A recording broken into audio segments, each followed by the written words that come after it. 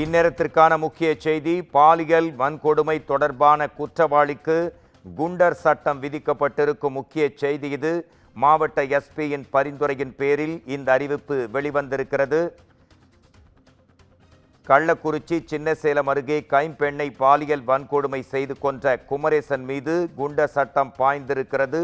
மாவட்ட எஸ்பி பரிந்துரையின் கீழ் குண்டர் தடுப்பு சட்டத்தின் கீழ் கைது செய்யப்பட்ட குற்றவாளி சிறையில் அடைக்கப்பட்டிருக்கிறார். இது குறித்து நமது குமுதம் செய்தியாளர் சிவப்பிரகாசம் தரும் கூடுதல் தகவல்களை இப்போது கேட்கலாம். பாலியல் வன்கொடுமை தொடர்பான ஒரு முக்கிய செய்தி வந்திருக்கிறது. குற்றவாளிக்கு குண்டர் சட்டம் விதிக்கப்பட்டிருக்கிறது. அதுவும் மாவட்ட எஸ்பி பரிந்துரையின் பேரில் உங்களோட ஆய்வறிக்கையை நீங்கள் தரலாம்.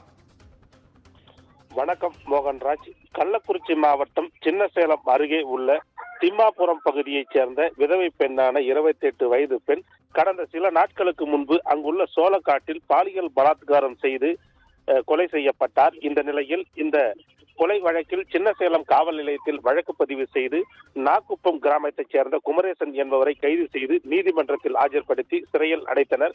இந்த நிலையில் அந்த குமரேசன் மீது குண்டர் சட்டத்தின் கீழ் நடவடிக்கை எடுக்க வேண்டும் என கள்ளக்குறிச்சி மாவட்ட காவல் கண்காணிப்பாளர் ரஜத் சதுர்வேதி கள்ளக்குறிச்சி மாவட்ட ஆட்சியர் பிரசாந்த் அவர்களுக்கு பரிந்துரைத்தார். அதன் அடிப்படையில் கள்ளக்குறிச்சி மாவட்ட ஆட்சியர் பிரசாந்த் குமரேசன் என்பவரை குண்டர் சட்டத்தில் அடைக்க உத்தரவு பிறப்பித்துள்ளார்.